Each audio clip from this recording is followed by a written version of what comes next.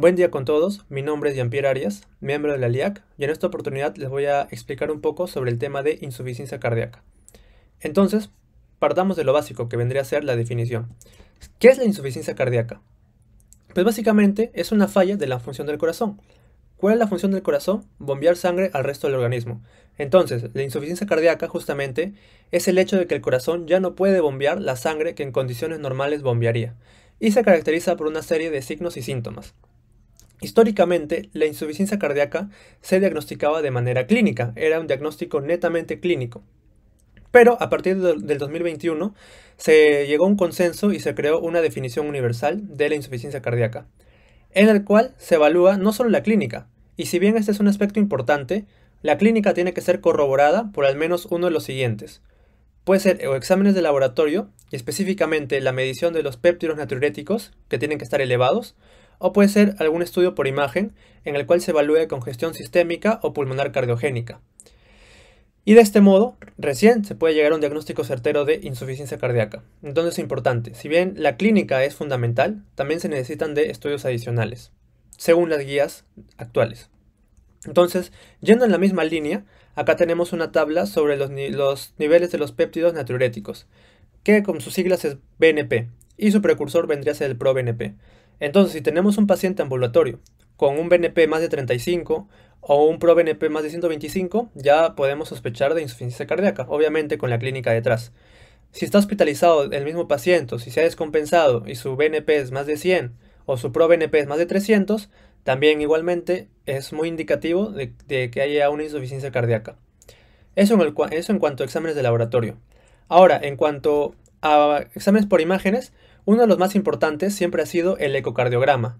¿Por qué? Porque el ecocardiograma nos permitía evaluar un parámetro muy importante en estos casos, que era la fracción de eyección. Recuerden ustedes por fisiología cardíaca que la fracción de eyección es la cantidad de sangre que puede bombear el corazón por latido cardíaco. Y como les estaba mencionando, para evaluar la insuficiencia cardíaca se caracteriza porque hay una disminución del gasto cardíaco. Entonces lo normal es que se encuentre una fracción de eyección reducida, que es la que tenemos acá arriba. Y objetivamente decimos que hay una fracción de eyección reducida o FEBI reducido cuando es menos del 40%. E históricamente se le asociaba con una insuficiencia cardíaca sistólica. Su sinónimo era sistólica, porque había un fallo en la contractibilidad cardíaca, en la sístole. Otro término también es el de FEBI moderadamente reducida, en el cual se tiene a un FEBI entre el 41 y el 49%. Casos menos frecuentes, un poco más raros, es una insuficiencia cardíaca con FEBI preservado, y que su sinónimo era una insuficiencia cardíaca diastólica, porque no había fallo en la contractibilidad, sino había un fallo más que todo en el llenado ventricular. Y es por eso que la FEBI estaba intacta. Y para decir que estaba intacta es que tenía que estar más del 50%. Y otro término que se está empleando es el de insuficiencia cardíaca o falla cardíaca con FEBI mejorado, en el cual se tenía una FEBI menos del 40%, pero que tuvo un incremento de más de 10 puntos de su FEBI base. Esos son algunos términos que se están empleando. Ahora, en cuanto a causas, la insuficiencia cardíaca pues tiene un montón de causas, una gran variedad de causas, pero si nos damos cuenta, la gran parte de causas ocasionan una insuficiencia cardíaca con fracción de eyección o FEBI reducida, o sea, menos del 40%. Dentro de las más importantes a tener en cuenta, pues está el infarto de miocardio, está la isquemia miocárdica, está la hipertensión, y bueno, de ahí hay algunas otras más como valvulopatías, cardiopatías pulmonares, miocardopatías dilatadas, algunos fármacos, algunos tóxicos, algunos virus, la enfermedad de Chagas, etcétera, etcétera, etcétera. Es una gran lista, pero los más importantes son los que estoy acá resaltando. Otros casos menos frecuentes, como lo estaba mencionando, era tener una insuficiencia cardíaca con fracción de eyección conservada o preservada. Y para eso tenemos algunos ejemplos, como por ejemplo una hipertrofia patológica, que puede ser una miocardiopatía hipertrófica. La misma hipertensión también puede generar una FEBI preservada. El envejecimiento por el cambio histológico de las arterias de gran calibre. Una miocardiopatía restrictiva, como puede ser amiloidosis o sarcoidosis. Bueno, trastornos menos comunes, ¿no? Como la hemocromatosis o la fibrosis. Y si bien estos dos se caracterizan por tener, como ya les estaba mencionando, una disminución del gasto cardíaco, hay algunos casos excepcionales en los cuales se puede generar una insuficiencia cardíaca pero con un alto gasto cardíaco, lo cual podría sonar en primera instancia algo, digamos, paradójico. Pero son estados hiperkinéticos que sí pueden darse. Y para recordar, esto sí es algo que tienen que recordar siempre, es que, bueno, la tirotoxicosis, trastornos nutricionales como el beriberi, el embarazo, por ejemplo, que no está acá, una derivación arteriovenosa sistémica, y algo muy importante, la anemia crónica, a un paciente que está con anemia por mucho tiempo y no se le ha tratado, también puede desarrollar una insuficiencia cardíaca, pero con alto gasto cardíaco. Y ese es uno de los, digamos, puntos más importantes a tener en cuenta y que lo va a diferenciar de otras causas de insuficiencia cardíaca con gasto reducido. En cuanto a la fisiopatología, es muy importante tener en cuenta. Se va a generar una disfunción ventricular por alguna de las causas que ya he mencionado hace un segundo. Por ejemplo, tenemos un paciente que ha sufrido de un infarto de miocardio, ha tenido secuelas en el ventrículo. Entonces el ventrículo ya no está funcionando de manera correcta. ¿Y el corazón qué va a hacer? Pues en primer lugar, primero se va a congestionar, va a haber una congestión vascular y pues como ya no va a poder bombear tanta sangre, va a haber un bajo gasto cardíaco. Este bajo gasto cardíaco a su vez va a influenciar algunos órganos, como por ejemplo en el riñón, ya no le va a estar llegando tanta sangre al riñón y va a disminuir por eso el flujo renal. Pero el riñón, recordemos que es un órgano muy importante porque va a activar un sistema que es el sistema renina-angiotensina-aldosterona, o sus siglas SRAA. Y recordemos que este sistema es muy importante para mantener la volemia. ¿Por qué? Porque va a reabsorber sodio. Y al reabsorber sodio, recordemos que el sodio es una molécula osmóticamente activa. Y al ser osmóticamente activa va a arrastrar agua. Por lo tanto va a aumentar la volemia. Y va a aumentar el retorno venoso. Entonces, como va a aumentar el retorno venoso, va a llegar más sangre al corazón y por tanto va a aumentar la precarga. Recordemos que la precarga es la cantidad de sangre que llega al corazón en un momento dado. Eso va por un lado. Por otro lado, un bajo gasto cardíaco que va a ocasionar. También va a haber una compensación por parte del sistema nervioso simpático. Y en sus terminaciones nerviosas a nivel periférico y a nivel cardíaco va a causar en primer lugar un aumento de la resistencia periférica y eso va a causar un aumento de la postcarga y un aumento de la frecuencia cardíaca para que el corazón intente bombear más sangre por minuto al resto del organismo.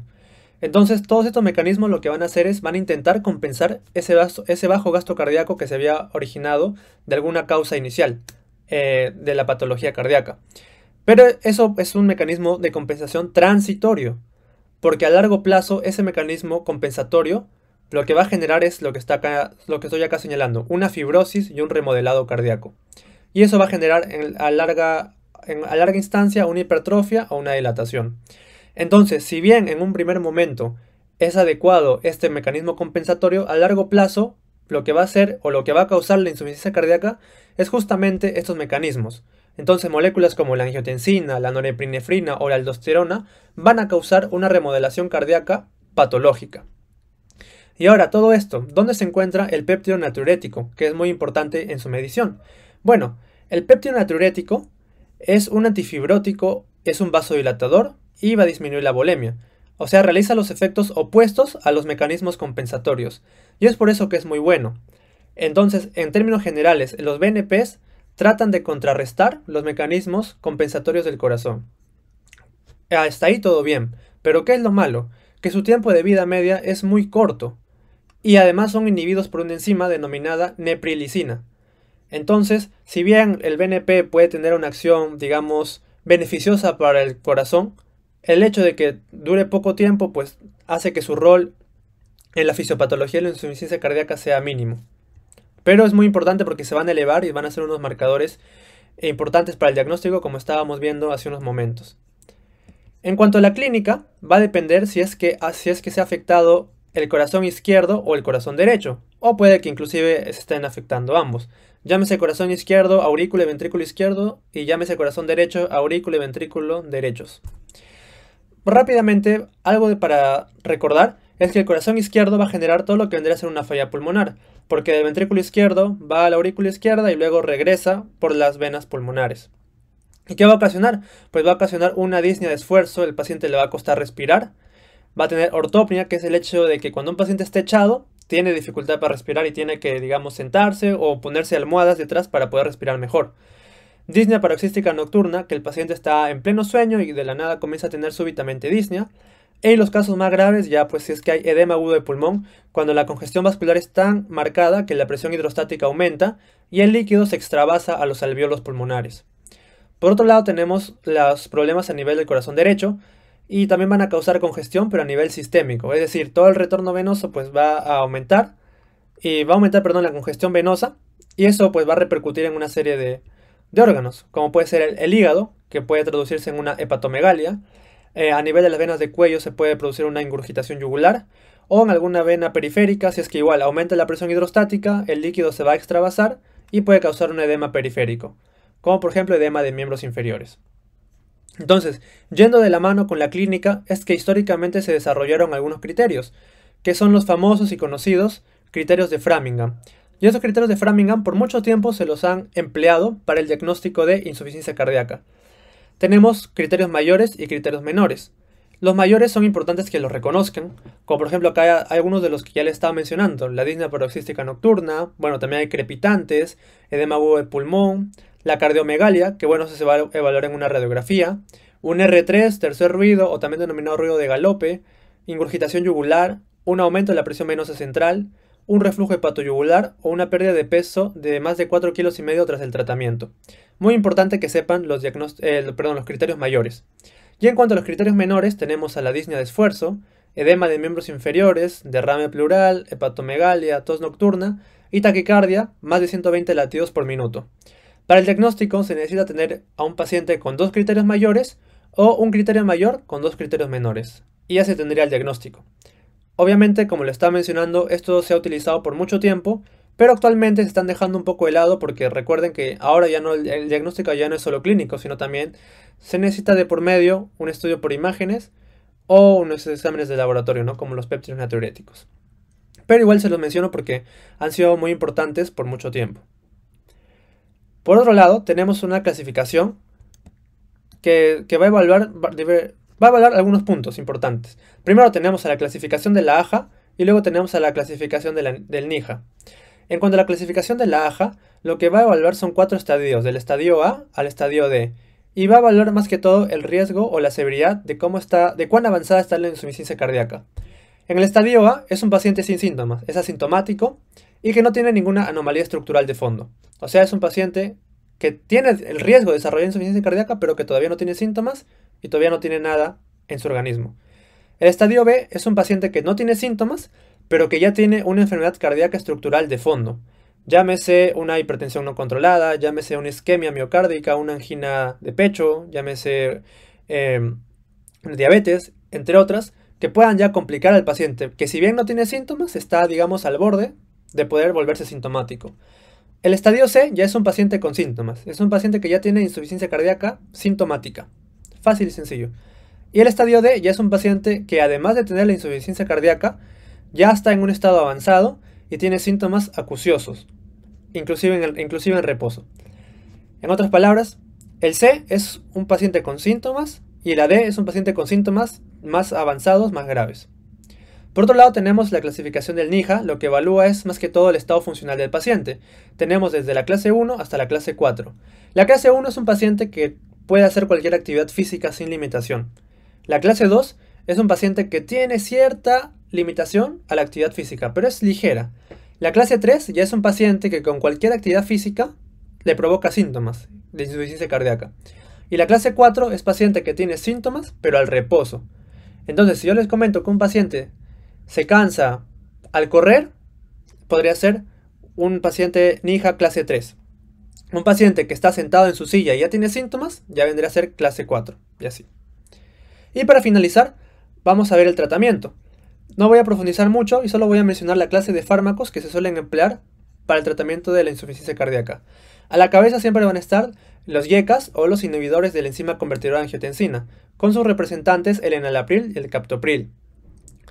Si por algún motivo no se pudiera utilizar YECAS, siempre se tiene a sus primos hermanos, que vendrían a ser los ARA2 o los antagonistas de los receptores de angiotensina, como el losartán o el valsartán. Hago un hincapié acá porque o bien utilizas YECAS o bien utilizas ARA2, pero no puedes utilizar ambos en conjunto porque están contraindicados. Luego tenemos a los antagonistas de la aldosterona, como la espironolactona y la eplerenona. Y estos no son fármacos de primera línea, son fármacos que se utilizan si es que la insuficiencia cardíaca con los fármacos iniciales no ha mejorado. Y recién en esos casos es que se le adiciona la espironolactona, por ejemplo. Otros fármacos muy importantes cuando el paciente está asintomático y no está hipotenso son los beta blockers. Y acá es importante que sepan cuáles son los beta blockers que se han demostrado que tienen efectividad en la insuficiencia cardíaca. Y son estos de acá, el succinato de metoprolol, el carvedilol y el bisoprolol. Porque hay muchos más beta blockers, pero que no han tenido digamos, no han demostrado eficacia para tratar esta enfermedad. Entonces solo estos tres tienen algún beneficio cardiovascular. Otros menos conocidos como los vasodilatadores arteriovenosos, la hidralazina, que bueno, también no es un fármaco de primera línea, se le reserva para una de las últimas opciones. Y uno de los que está dando la hora es el famoso ARNI o el inhibidor de neprilicina. Recuerden que la neprilicina, ¿qué inhibía? A los BNPs, ¿no? A los péptidos natriuréticos. Entonces, si tú inhibes a la neprilicina, vas a dejar que los péptidos natriuréticos tengan un tiempo mayor de vida media. Por lo tanto, aumentando su efecto antifibrótico, que es lo que se busca, no es algo deseable. Y acá tenemos al sacubitril, que por lo general se le suele dar junto con un ARA2, que en este caso vendría a ser el valsartán. Entonces la combinación es sacubitril-valsartán. Recuerden que en la insuficiencia cardíaca por lo general los pacientes están congestionados. Recuerden por los edemas de miembros inferiores, edema pulmonar. Entonces en esos casos es recomendable también añadir un diurético. Si es que el paciente está en un edema grave, pues se le da furosemida. O si en su defecto es en un edema moderado, pueden inclusive darse tiazidas como la hidroclorotiazida. Otros fármacos alternativos ya que se encuentran como alternativas son la ibaradina, que lo que va a hacer es inhibir un canal que se encuentra en el nodo sinusal, y esto solo se le da a pacientes que están en ritmo sinusal. Y los inhibidores SGLT2, que son un tipo de fármacos hipoglicemiantes o antidiabéticos, que si bien en un primer momento se le restringía netamente a los pacientes diabéticos para tratar la glucemia, actualmente se ha demostrado que estos fármacos pueden tener un efecto beneficioso cardiovascular. Uno de los mismos es la canaglifosina. Y bueno, eso ha sido un pequeño resumen en cuanto al tema de insuficiencia cardíaca. Espero que les haya sido de utilidad. Muchas gracias.